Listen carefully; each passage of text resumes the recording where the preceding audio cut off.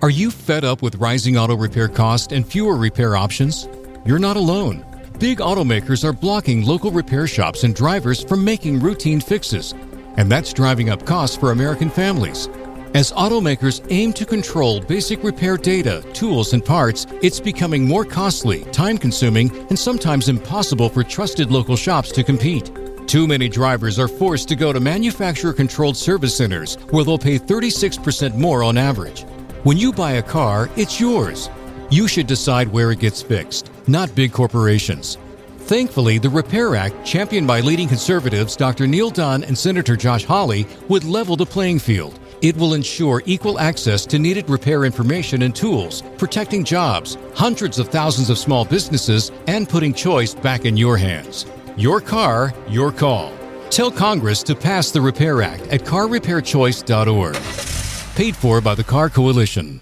Father, or should I call you Steve? Since it's a new year, maybe we should start cooking fresh with fewer smoke alarms this time. Your cooking's improving, but I can see the stress in your eyes. Anna's mom used this Blue Apron assemble and bake thing during our playdate. Pre-chopped ingredients, over 40 grams of protein, and just one pan to clean up. She just tossed it in the oven and boom, plating like she's got followers. So go to blueapron.com, Steve. Make 2026 the year you win dinner. Blue Apron. Get 50% off your first 2 orders plus free shipping with code LISTEN50. Terms and conditions apply. Visit blueapron.com/terms for more.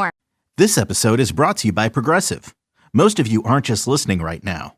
You're driving, cleaning, and even exercising. But what if you could be saving money by switching to Progressive? Drivers who save by switching save nearly $750 on average. And auto customers qualify for an average of 7 discounts. Multitask right now. Quote today at Progressive.com. Progressive Casualty Insurance Company and Affiliates. National average 12-month savings of $744 by new customers surveyed who saved with Progressive between June 2022 and May 2023. Potential savings will vary. Discounts not available in all states and situations.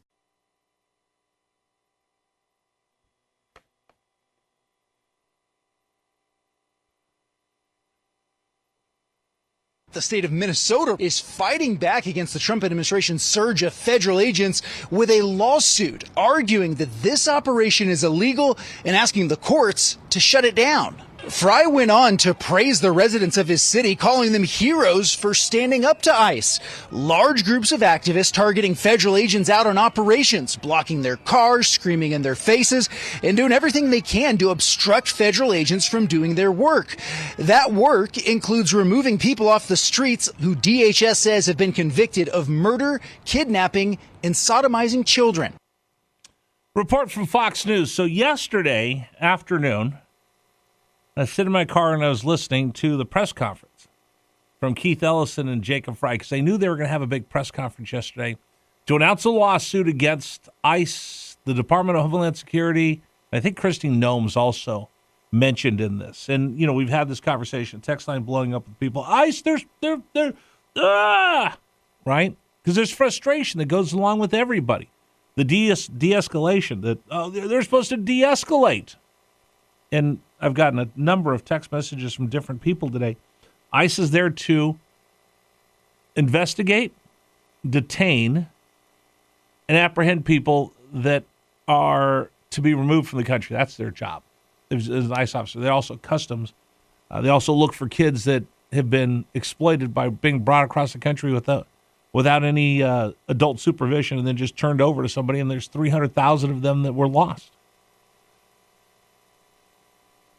I don't know anywhere in the ICE manual that it says, you need to deal with protesters that are throwing frozen bottles of water at you or getting in your way by having organized protests and having legal observers prohibit you, help deter you, stop you from doing your job. So in Minnesota, that's exactly what this lawsuit is about. That's exactly what this lawsuit is about. So I took a look at it and got some help, walked through this, and went to great lengths to talk about this. So here's what's going to happen. When you sit and talk about this with your friends, or you listen to the radio, or you watch television, or you read the newspaper, you're going to hear a certain perspective about this lawsuit. And the big perspective is that, look, ICE is so out of control. Minnesota is suing and going to the Supreme Court to stop them for what they're doing. That's how unjust what they're doing really is. Okay? If you would like, take a listen to me right now. And if you need to take down notes, because I'm going to break down exactly what this is. So when you hear this, you'll understand what's really going on, and maybe this takes down your level of frustration, because all you're going to hear for the next week or two is, look, Minnesota's suing them in the Supreme Court because that delegitimizes what ICE is doing, and it makes you go, what am I living? What world am I living in? So let me explain this. Okay, give me a minute here. Okay, so there's a lot of legal language flying around in and out of Minnesota, like 10th Amendment, 4th Amendment, constitutional violations, claims that federal immigration enforcement is draining local law enforcement resources and costing us taxpayers millions of dollars in Minnesota. Now, on the surface, that sounds really serious. I'd be concerned if that was happening in Richmond, Virginia, and you would too. But the key question isn't whether this is actually going on, or the legality or the validity or the truth of any of this. What you really need to understand is, does this uphold any weight under our Constitution? So let's start with the big one. There's a claim that federal immigration enforcement violates state sovereignty. So you hear Jacob Fry and you hear Keith Ellison. We've been invaded. Last night, Stephen Colbert. The feds are invading these states. So the big claim is that federal immigration enforcement violates state sovereignty, and that Donald Trump and ICE and Kristi Noem have people invading these states. So let's make this very, very clear. The Constitution is crystal clear on this. There is no ambiguity one iota. Immigration enforcement is the job of the federal government. States are not required to help. They're not forced to participate. But they also don't get to block or veto federal law enforcement simply because they disagree with it. So I'll give you a case in point. And if you're on the left or right, this is apples to apples.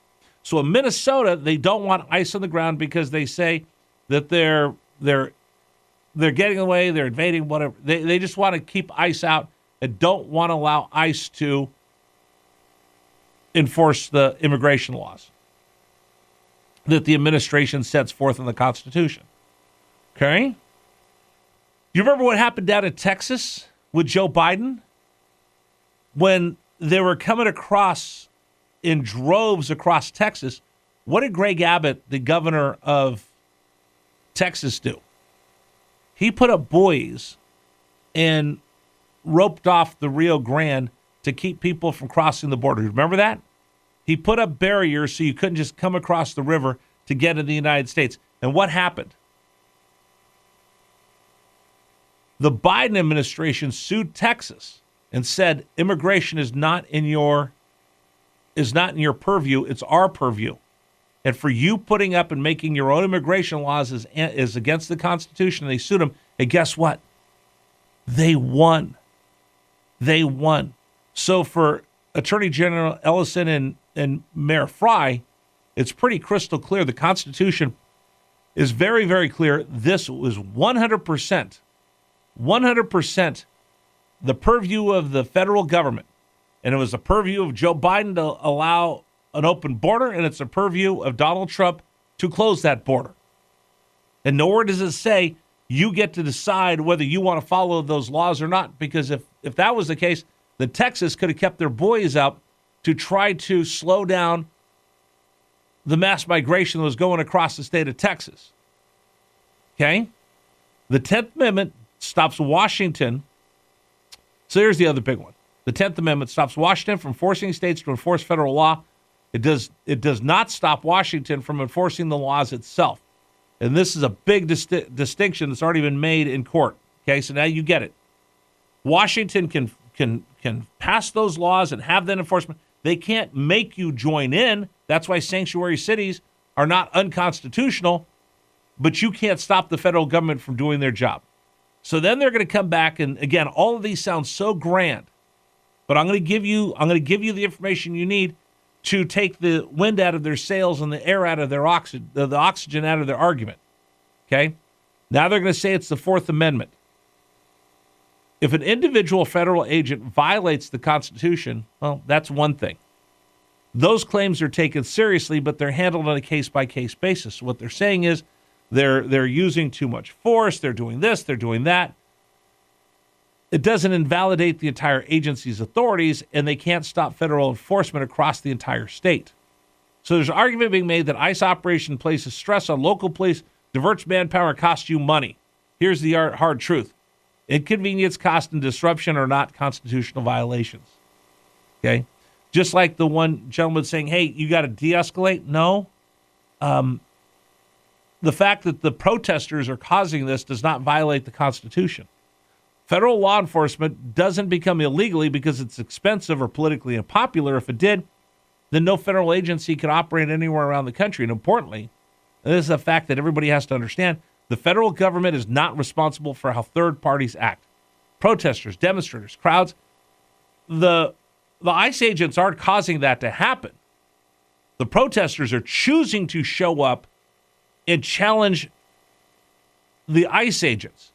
The ICE agents didn't bust them in there. These people chose to follow them and demonstrate. That's their choice, not ICE's. So for Jacob Fry to say, look at all this you're causing us, no. Then go tell the people that are protesting that are causing this consternation. To put it on ICE is shifting the blame for the people that are protesting, causing the man hours by the way, and this is the other part, we confuse peaceful protest and what we see in the streets of Minnesota. Peaceful protest is you stand on the street corner and you stand in the town square, you make your voice heard. If you want to have a march, you get a permit, you work with the police, they help you, and they do that. None of that's going on in Minnesota. So for Jacob Fry to say, well, if they're doing all this, it's costing us money, don't blame ICE, blame the people that are breaking the laws. So when you strip all this down, here's what's really happening. This lawsuit isn't about immigration enforcement. That authority's already settled. We know that's a federal fact. The Biden administration versus Texas is no different than Minnesota versus the Trump administration. That's already settled. What this is about is a couple things, and this is where I find this to be repulsive. It's about slowing things down because now you're going to get to wind through the courts, and I delegitimize what they're doing because now the people of Minnesota see this is so egregious. We're suing them in the Supreme Court to stop this. And it delegitimizes what ICE is doing, and it gives breath, energy, and air and oxygen to the protesters to think that they're fighting the righteous fight.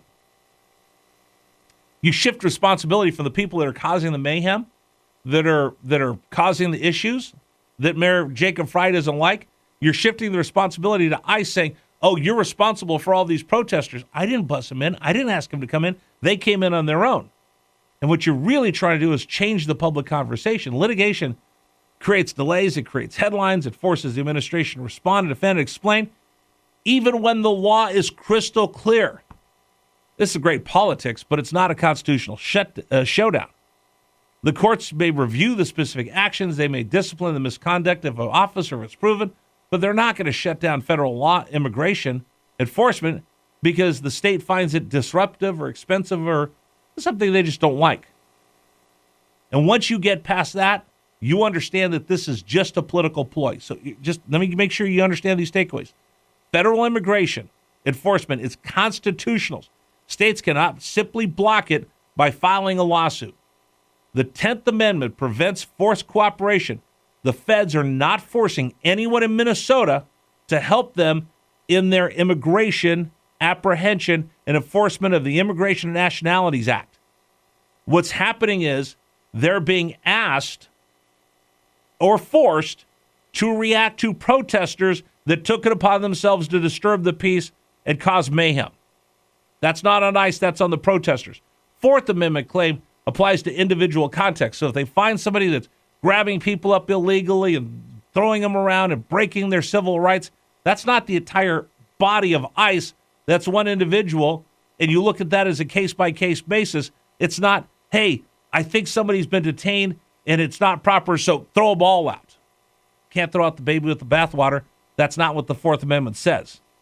This is simply to add cost, to disrupt, and the protest, the cost to disrupt, the protest, a responsibility, or responses to all of this. Let me say this one more time.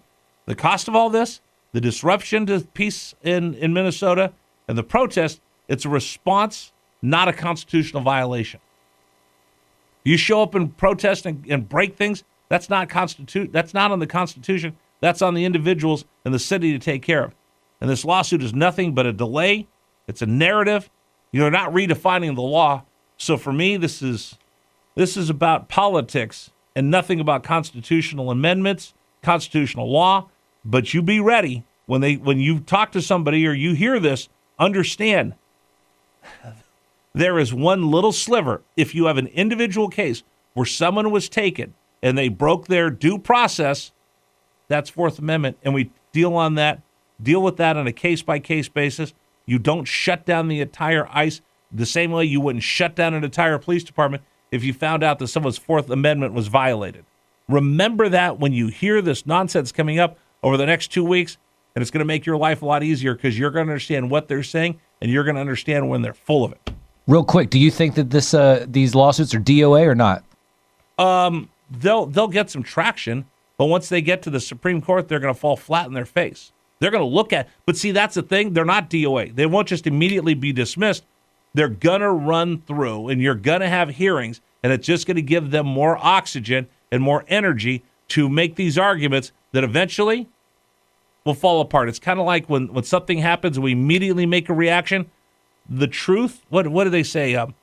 The truth doesn't get his pants on before a lie gets halfway around the world. They're going to use this all they can, and then 4 months from now when it gets to the Supremes, no one's going to remember it in the moment right now.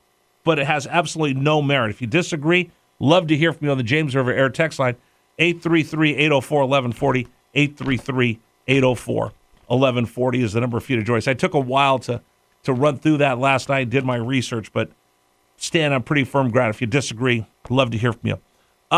This is the Voice of Virginia News Radio WRVA. Let's talk about you. You know, you bought that little starter home and you loved it, and then you moved into a bigger home and you go, oh, you know what? I still love that house. Let's hold on to it and we can rent it out. It's going to be fun. We'll find people that love that house as much as you do. But that house has... Are you fed up with rising auto repair costs and fewer repair options? You're not alone. Big automakers are blocking local repair shops and drivers from making routine fixes, and that's driving up costs for American families. As automakers aim to control basic repair data, tools, and parts, it's becoming more costly, time-consuming, and sometimes impossible for trusted local shops to compete. Too many drivers are forced to go to manufacturer-controlled service centers where they'll pay 36% more on average. When you buy a car, it's yours. You should decide where it gets fixed, not big corporations. Thankfully, the Repair Act, championed by leading conservatives Dr. Neil Dunn and Senator Josh Hawley, would level the playing field. It will ensure equal access to needed repair information and tools, protecting jobs, hundreds of thousands of small businesses, and putting choice back in your hands. Your car, your call. Tell Congress to pass the Repair Act at carrepairchoice.org. Paid for by the Car Coalition. Father, or should I call you Steve? Since it's a new year, maybe we should start cooking fresh with fewer smoke alarms this time. Your cooking's improving, but I can see the stress in your eyes. Anna's mom used this Blue Apron assemble and bake thing during our playdate. Pre-chopped ingredients, over 40 grams of protein, and just one pan to clean up. She just tossed it in the oven and boom, plating like she's got followers. So go to blueapron.com, Steve. Make 2026 the year you win dinner. Blue Apron. Get 50% off your first 2 orders plus free shipping with code LISTEN50. Terms and conditions apply. Visit blueapron.com/terms for more. This episode is brought to you by Progressive Insurance. Whether you love true crime or comedy, celebrity interviews or news, you call the shots on what's in your podcast queue. And guess what? Now you can call them on your auto insurance too with the Name Your Price tool from Progressive. It works just the way it sounds. You tell Progressive how much you want to pay for car insurance, and they'll show you coverage options that fit your budget. Get your quote today at Progressive.com to join the over 28 million drivers who trust Progressive. Progressive Casualty Insurance Company and Affiliates. Price and coverage match limited by state law. Has a leaky roof. Oh, yeah. People are paying money to live in it, and they don't want to live in a house with a leaky roof, and they happen to call you on Thanksgiving. We're having Thanksgiving. Yeah, that's fine. I'm paying good money to rent your stupid house, and the roof's leaking. Or 4th of July. You're getting ready to enjoy a great cookout, and they call, hey, the refrigerator's broken. Okay, well, I'll get to it. No. I'm paying money. You got to take care of that right now. Being a landlord, and it's not that fun. It's not a lot of fun. It's hard work, and if you've never done it before, you are finding out every day how much of a pain it really is. And then what do you do trying to collect your rent when the guy goes, can you get back to me next week, or doesn't answer your calls? Take all of that off your plate and hand it off to Relevate Property Guides. They've been doing this for 10 years. They understand. They've been through this before. They've got a playbook. They'll help you take the pain out of being a landlord. Let them handle the headaches for you. If you want to find out more, go to relevaterichmond.com, relevaterichmond.com, to find out how Relevate Property Guides, whether it's one or portfolio houses, takes the headache out of being a landlord. One more time, relevaterichmond.com.